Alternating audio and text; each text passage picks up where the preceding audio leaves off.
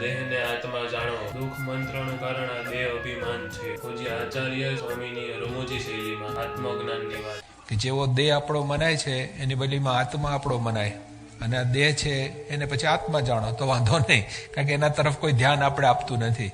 તો સ્વામી કે આ દેહ એ આપણે નથી, આપણે આત્મા છીએ. તો આત્માનું જ્ઞાન પ્રાપ્ત થાય તો કેટલા બધા પ્રશ્નો મટી જાય. સ્વામી કહે છે કે આ પ્રાપ્તિ જે મળી છે એને આપણે માણી શકીએ, એનો લાભ લઈ શકીએ, એનો આનંદ માણી શકીએ. જો આપણે આત્મરૂપ થઈએ તો કેટલા બધા પ્રશ્ન એક ઝાટકે ઉઠી જાય, કારણ કે જે કંઈ પ્રશ્નો છે એ દેહાભિમાનના છે. દુઃખ માત્રનું કારણ દેહાભિમાન છે. એટલે કે એ દેહ હું છે એવું જે મનાય છે એ પ્રશ્ન છે. મહારાજે પણ કહ્યું કે પોતે પોતાને જોતો નથી, એ અજ્ઞાનીમાં અજ્ઞાની છે, ગેલામાં ગેલો છે, મૂરખમાં મૂરખ છે, નીચમાં નીચ છે. આટલી બધી ડિગ્રી આપી દીધી કે પોતે પોતાને જોતો નથી. જે પોતે પોતાને જોવે છે એ જ્ઞાનીમાં જ્ઞાની છે, ઊંચામાં ઊંચો છે, ડાયામાં ડાયો છે. એમ મહારાજ કહે છે કે આ વાત પણ બહુ અગત્યની છે કે દેહ નાશવંત છે પણ અવિનાશી ફળ આપે એવો છે. આ દેહ તમે નથી તો તમે દેહ પાસેથી જે કામ લેવાનું છે વ્યવસ્થિત લઈ શકશો. દેહને તમારે ઓળખવો પડશે કે આ સિસ્ટમ શામાંથી બની છે. મહારાજ કહે છે કે ઇન્દ્રિયો અંતઃકરણ છે અને પંચ વિષય છે. કર્મના બધા કોઠા હતા, કર્મના ઢગલા, એમાંથી અડધામાંથી ઇન્દ્રિયો બનાવી, અડધામાંથી પંચ વિષય બનાવ્યા. એટલે એ લોકોનો ઢાળ એ તરફ છે. જીવને અમૃત તરફ જવાનું છે. જીવને અમૃત ગમે છે ને ઝેર ફાવતું નથી. પણ આ દેહના યોગે કરીને આ પરિસ્થિતિ થાય છે. તો આપણને એમ થાય કે દેહ આપ્યો શું કામ? તો કે એ પણ જરૂરી છે. આ ચપ્પુ છે પણ કોના હાથમાં છે એના ઉપર આધાર છે. ડાક્ટર પાસે ચપ્પુ હોય તો ફાયદો કરે, ખૂની પાસે હોય તો ચપ્પુ નુકસાન કરે. ફર્સ્ટ ક્લાસ ગાડી હોય પણ જો ડ્રાઈવર બરાબર હોય તો ગાડીનો સદુપયોગ થાય. અને જો ખોટો ડ્રાઈવર બેસી ગયો તો ગાડીના ભૂકા બોલે, પેસેન્જરના પણ ભૂકા નીકળી જાય. એમાંય જો બસ ડ્રાઈવર હોય, ડ્રાઈવર બરાબર હોય, પેસેન્જરો ગમે તેવા હોય તો પાર પાડે. પણ જો ડ્રાઈવર બરાબર ના હોય, પેસેન્જર ઓકે હોય, બધા લાયસન્સ વાળા બેઠા હોય, ગાડી ચલાવી શકે એવી ક્ષમતાવાળા હોય, પણ જેના હાથમાં સ્ટેરિંગ હોય એ જો પ્રોપર ના હોય તો ભૂકા કાઢી નાખે. વીરપુર જતી બસ મહાવીર હોસ્પિટલ ભેગી થઈ ગઈ. એક પેશન્ટ જાગ્યા કે અમે કહે છે કે સાહેબ જલારામ બાપાના દર્શન કરવા જતા હતા, અને ડાક્ટર સાહેબ તમારા દર્શન કેમ થાય છે? અમારે વીરપુર જવું હતું ને મહાવીરમાં કેમ આવી ગયા? તો કે તમારા ડ્રાઈવરે એની ટિકિટ લીધેલી. તો જો સ્વામી એ કહે છે કે આ દેહ છે એનો ચલાવનારો આત્મા, જો એ આત્માને બરાબર નહીં હોય, એને આ વાતનું જ્ઞાન નહીં હોય કે હું કોણ છું, શું છું, કેમ છું, આત્માની પોટેન્શિયલ કેટલું, each soul is potentially divine. આટલી બધી ડિવિનિટી આત્મામાં પડી છે. બોડીમાં વાઇન છે, ત્યાં ડિવાઇન છે. હા છે. એટલે આ લોકોનો ઢાળો આ તરફનો છે. એટલે આપણે મહારાજ કે પોતે પોતાના સ્વરૂપને જાણે તો કેટલું મોટું કામ થઈ ગયું. એક ઝાટકે કેટલા બધા પ્રશ્નો ઉઠી જાય. સત્સંગમાં એટલા માટે કે આત્મનિષ્ઠા આવશ્યક છે. પરમાત્માની નિષ્ઠા એ તો અતિ આવશ્યક, ઇમ્પોર્ટન્ટ છે, પણ ત્યાં સુધી પહોંચવા સુધી વચ્ચે આત્મનિષ્ઠાની જરૂર પડે છે. પરમાત્માની નિષ્ઠા દ્રઢ કરવામાં આત્મનિષ્ઠા ઘણી આવશ્યક છે. તો જ આપણા ક્લાસ પૂરા થાય, તો આપણે આ વાતને મેળવી શકીએ. મહાદેવજીને પ્રશ્ન પૂછ્યો પાર્વતીજીએ કે આ તમે અહીંયા સ્મશાનમાં રહો છો એનો મને વાંધો નથી, કારણ કે સ્મશાનના દેવતા કહેવાય. વળી કહે છે કે અહીંયા આગળ તમે રાખ લગાવો છો આખા શરીરે, પાવડર બાવડરની રાખ લગાવો છો, વાંધો નહીં. કે છે આ તમે જટા વધારી છે એનો વાંધો નહીં, બધી રીતે મને વાંધો નથી. મહાદેવ કે વાંધો શાનો છે? તો કે ગળામાં ખોપરીની માળા પહેરી છે એનો મને પ્રોબ્લેમ છે. એ કે આ ખોપરીઓ કોની છે? એમ પાર્વતીને કહેવાનું એવું થતું હતું કે મારા કરતા તમને બીજામાં હેત વધારે છે, એટલે એની ખોપરી તમે ગળામાં નાખીને ફરો છો. 24 કલાક ઉતારતા જ નથી, આપણે ત્યાં ઉતાર નાખી છે. એટલે કે છે આ બધી તમે ખોપરીઓ, કારણ કે અહીંયા ઉતારવાનું જ કામ ચાલે છે. એટલે અહીંયા આગળ કહે છે કે આ પ્રમાણે બધી ખોપરીઓ છે. મહાદેવજી કહે કે આ બધી ખોપરી તમારી છે. પાર્વતીજી કે મારી ખોપરી આટલી બધી? તમારી એક પણ નહીં, મારી આટલી બધી ખોપરી બધી જ મારી? તો કે બધી તમારી ખોપરી છે. પાર્વતી કહે છે એનું કારણ તો કે હું ચિરંજીવ છું, મારો દેહ પડતો નથી, હું આત્મનિષ્ઠ છું, અને તમને હજી આ દેહ ભાવ છે, એટલા માટે વારંવાર તમારું જન્મ મરણ થાય છે, અને દર વખતે ખોપરી આમાં ફિટ થાય છે. બોલો.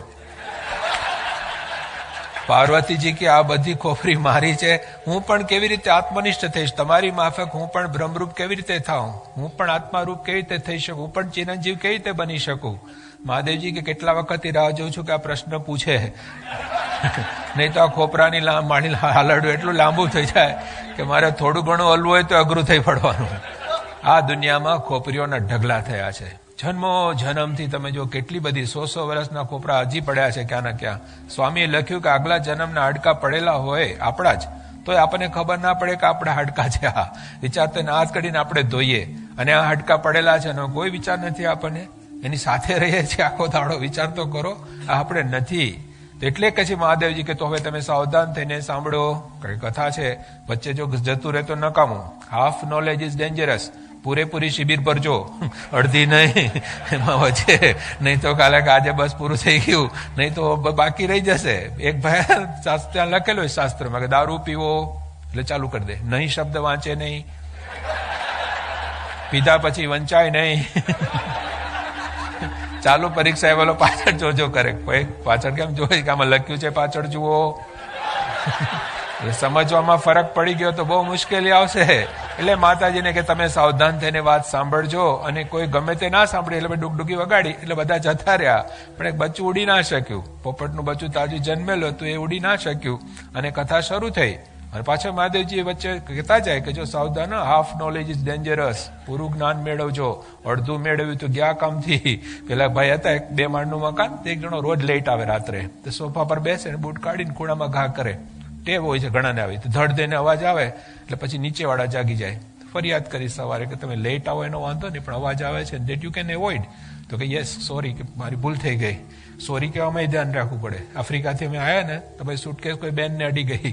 મેં કહ્યું સોરી, તો ગરમ થઈ. મને કે 2 છોકરાની માં છું કે મને હોરી હોરી કે છે. એટલે પાછું એ ધ્યાન રાખવું પડે. પેલા એ કે હું હવે ધ્યાન રાખીશ, વાંધો નહીં. આ તો સોરીમાં સોરાઈ જાય, ખબર ના પડે. એટલે પછી એને સવારે બીજે દિવસે રાત્રે પેલા ભાઈ આયા તો રાત્રે સોફા પર બેઠા અને પેલા એક ધડ દઈને બૂટનો ઘા થઈ ગયો. પછી લાઇટ થઈ કે જરા ભૂલ થઈ ગઈ એટલે બીજું પછી ધીરેથી મૂકી દીધું. સવારે પેલા લોકો 50% અવાજની ફરિયાદ કરે, એ પેલાને સામેથી કીધું કે આજે તમને 50% રાહત રહી હશે. પેલા કે વોટ રાહત, રોજ કરતા ખરાબ. કે કેમ? તો કે રોજ તો 2 બૂટ પડી જાય ને પછી અમે સુઈ જતા હતા. આજે અમે સવાર સુધી રાહ જોઈએ કે બીજો ક્યારે પડે ને આપણે સુઈએ. એટલે જ્ઞાન પૂરું મેળવજો. સ્વામી કે આ દેહને આપણે આ માની બેઠા. અને એ વાત પણ બની એવી, એ વાત ચાલતી હતી. એમાં પછી માતાજીને તો ચોલું આવી ગયું, પણ પેલો સુખદેવજીને ઇન્ટરેસ્ટ પડી ગઈ પોપટના બચ્ચાને. અને એને પછી એ વાતો સાંભળવા માંડી, હોકારો આપવા માંડ્યો. મહાદેવજીએ પણ અમુક સુધીનું જ્ઞાન તો આપી દીધું. પછી લાઇટ થઈ કે અવાજ બદલાયો છે, એટલે પછી એને કે એટલું જ્ઞાન બાકી રહી ગયું. અને સુખદેવજી પછી તો ઉડી ગયા. વ્યાસજીને ત્યાં એ પોતે પ્રગટ થયા. વ્યાસજીએ પાછું કહ્યું કે બાકી રહી ગયેલું નોલેજ તું જનકની પાસે જજે. તું જાય છે એનો વાંધો નહીં, પણ જનક જેવાને તું ગુરુ કરજે કે જે વ્યવહારમાં રહે છે છતાં વ્યવહાર એને બંધન કરી શકતો નથી. એની પાસે તું જજે તો એની પાસેથી તું આ જ્ઞાન પ્રાપ્ત કરજે, એટલે તારું કામ થશે. એ વખતે જનક, આપણે પેલા સુખદેવજી અને વ્યાસજી એકબીજાની સામે આંખ પણ નથી મેળવતા. કારણ કે સુખદેવજીને ખબર છે કે જો હું આ જોઈશ તો ફોટો પડશે, અંદર જતો રહેશે. આજે બાળક જન્મે ત્યારે નવો આવે તો રડતો હોય, એ કે કોઈ ઓળખતું નથી, કેમનું ફાવશે? ઓલા બધાના ફોટા પડી જાય કે અમે છીએ ને, શું કામ ચિંતા કરે છે?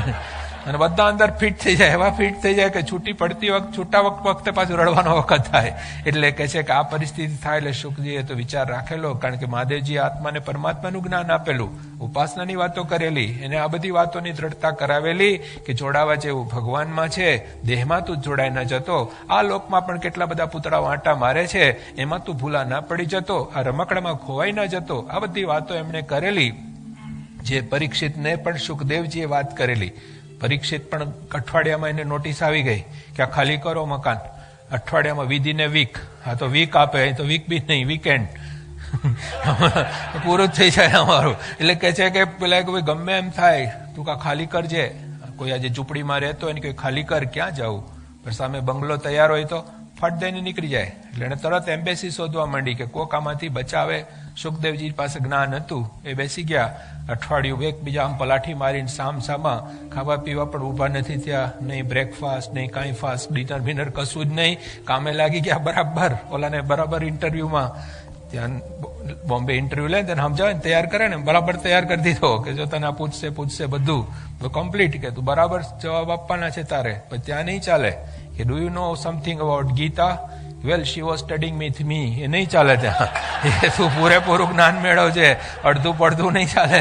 એટલે પરીક્ષિતના અઠવાડિયામાં તો એવો ઓકે કરી દીધો કે પેલા તો તું આ રાજા છે ભૂલી જા, આ શરીર છે એને ભૂલી જા, તું જેમ બાર બૂટ ઉતારીને આપે છે એમ શરીરને ઉતારીને બેસ જા. પછી શું ઉતરવાનું, શું મરવાનું હતું? તું આત્મા છે અને તું રાજા છે ભૂલી જા. માતાનો ઉદરમાં તારું કોણે ધ્યાન રાખ્યું તું? જો કશું જ નહોતો ત્યારે પણ તારી બધી રક્ષા કરવામાં આવી છે.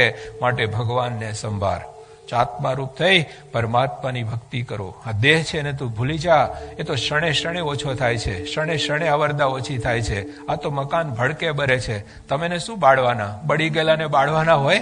આ તો જીવતા હોય એને ખબર પડે કે આ બળે છે, એટલા માટે એને બાળવાનું હશે. એમ સ્વામી કહે છે કે આપણને પણ ખ્યાલ આવે કે આ દેહ આપણે નથી. એટલે આ પ્રમાણે એને જ્ઞાન આપેલું છે. એ સુખદેવજી જનક રાજા પાસે જાય છે. જનક રાજપાટ બધું કરે છે, છતાં વ્યવહાર એને કશું અડતો નથી. જનક વિદેહી કહેવાય છે. મહારાજે પણ કોઈ ગ્રસ્તો છે તેના માટે જનકનો રસ્તો છે, સાધુઓ છે તેના માટે સુખદેવજી, અને આ બધાનો રસ્તો છે જડ ભરત, એ એનો માર્ગ છે. એમાં રહીને એને રોલ પ્લે કરવાનું છે કે આપણે આત્મા છીએ. કે ભાઈ આ પ્રમાણે મેં ભલે ગ્રસ્ત આશ્રમમાં રહીએ, પણ ગ્રસ્ત આશ્રમ આપણામાં રહેવા ના લાગે. દરિયામાં હોડી જાય તો વાંધો નહીં, પણ દરિયો હોડીમાં જાય તો, તમે હાથી ઉપર બેસો તો વાંધો નહીં, પણ હાથી તમારા ઉપર બેસે તો, તમે અમેરિકામાં રહો તો વાંધો નહીં, અમેરિકા તમારામાં રહેવા લાગે તો પ્રોબ્લેમ થાય. એટલે સ્વામી કે બંગલા બાંધો, પણ બંગલો અંદર નહીં બાંધો. બંગલામાં રહો, પણ બંગલો તમારામાં રહેશે તો પ્રોબ્લેમ થશે. એક ભાઈને સમાચાર મળ્યા, બંગલો પડી ગયો, અહીં ધક્કો લાગી ગયો. પછી ખબર પડી કે બાજુવાળાનો પડેલો છે. એમાં તો ઇન્ટરેસ્ટ હતો, પણ શું થાય હવે, અહીં તો ઘા વાગી ગયો. ગુણાત્યાન સાંઈ કહે છે કે હૈયા ઉપર બેલા નહીં ખડકવા. તો દેહરૂપી બેલું જ છે, આ ધૂળ જ છે, પણ મુઠ્ઠી ધૂળ થાય, બીજું કશું થતું નથી. એટલે સ્વામી કહે છે કે ઓળખો. મહારાજે લખ્યું કે જયારે આ બધા તત્વોને તમે જાણશો, એના અજ્ઞાનથી મુકાશો. જેટલા તાળા હોય એની ચાવી હોય, એ ચાવી મળે એટલે તાળું ખુલ્લું. એમ અહીંયા આગળ પણ કહે છે કે આપણે બંધાયા છે, જુદી જુદી ગાંઠોથી આપણને બાંધવામાં આવ્યા. અહમ ગ્રંથિ, મમત્વ ગ્રંથિ, સંશય ગ્રંથિ, કર્મ ગ્રંથિ, ઈચ્છા ગ્રંથિ, હૃદય ગ્રંથિ, આ બધી ગાંઠોથી આપણે બંધાઈ ગયા. અને આ બોડીને આપણું રૂપ માનવા માંડ્યા કે શરીર જ હું છું. વાસ્તવમાં નથી. વિચાર તો કરો, અત્યારની ઉંમર બોલો તો પણ ખોટી પડે. તમારી ઉંમર કેટલી ભાઈ? હા, 40 વર્ષ. અમને પૂછે 40 વર્ષ કે છે. બધાય પોતપોતાની ઉંમર મનમાં બોલી ગયા. હા બરાબર, હવે વાંધો નહીં. હવે આમને પૂછીએ આપણે, 40 વર્ષ થયા, આ વાળના 40 થયા, કપાઈ ગયા કેટલી વાર? દાંતના 40, બરાબર? જન્મ્યા ત્યારથી છે આ દાંત, અને હોત તો શું થાત? જો એ વખતે નથી આપતા દાંત કે ભાઈ હમણાં દાંત નહીં, પછી કાચું લાયસન્સ આપે કે દૂધિયા દાંત, પછી પાકું લાયસન્સ આપે, પછી કે હવે ચોખ્ઠું બનાવી લેજે. પછી ભગવાન આપતા નહીં, બધાને આપે કે હવે ચોખ્ઠું બનાવી લેજે.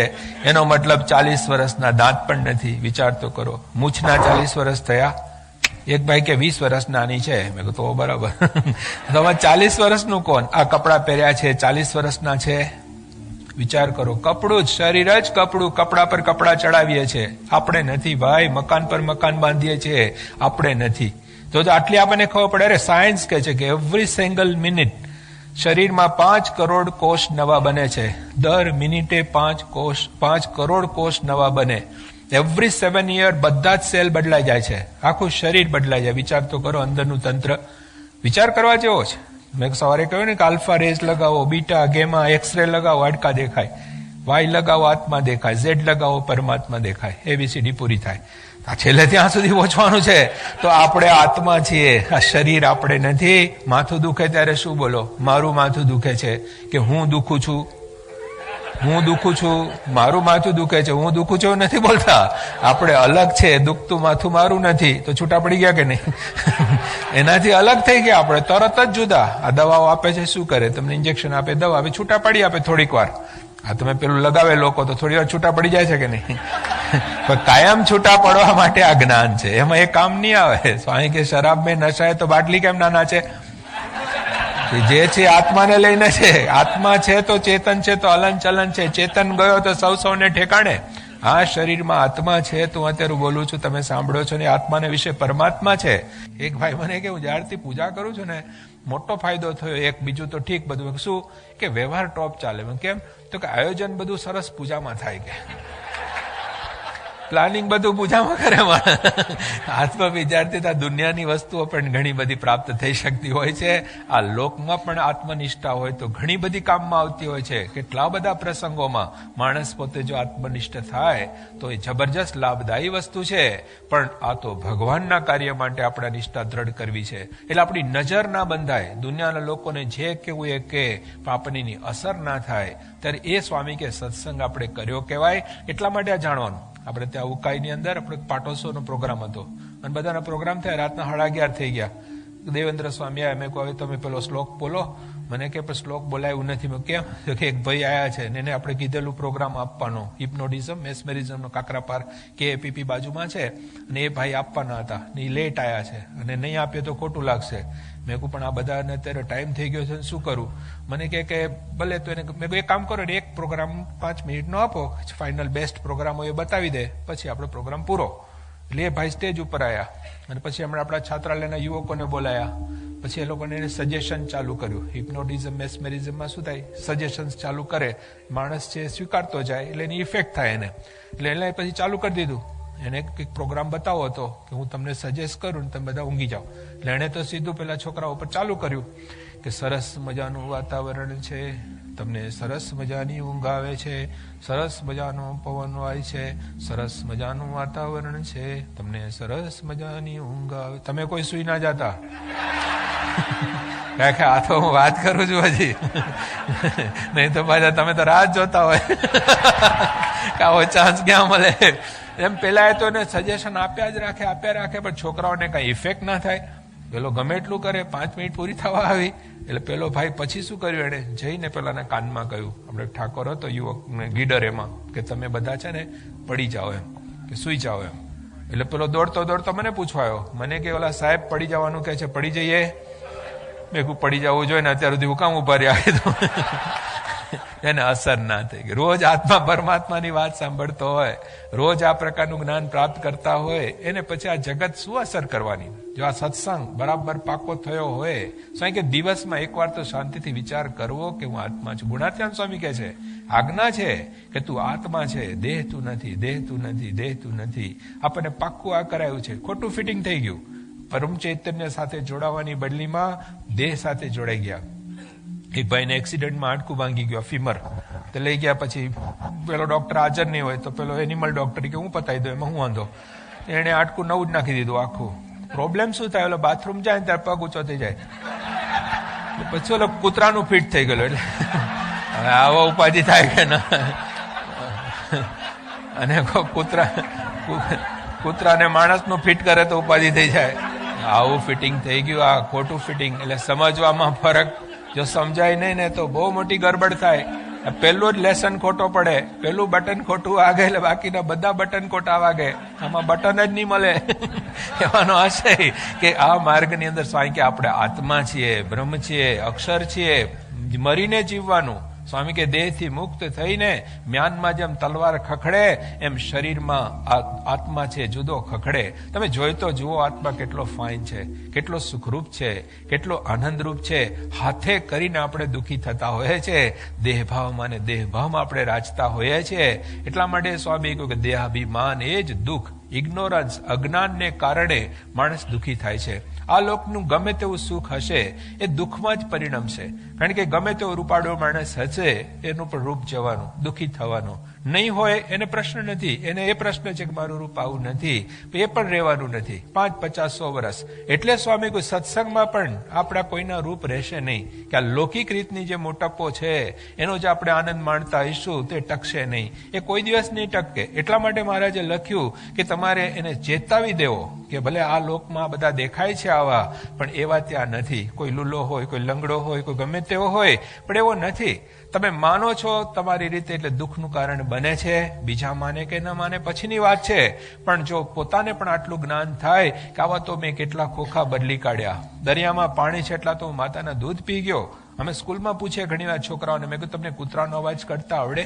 મને કે અવાજની ક્યાં કરો, મને ભટકું ભરતા આવડે. આઈ કેન બાઇટ કે.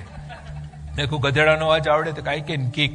મેં કહું આનો મતલબ શું? તો કે આ પ્રોગ્રામ કરેલા છે, બધા ડ્રામા કરી ચૂકે. આપણે કૂતરાને પૂછે તું માણસનું, તો કે રાહ જોઉં છું મારો વારો ક્યારે આવે.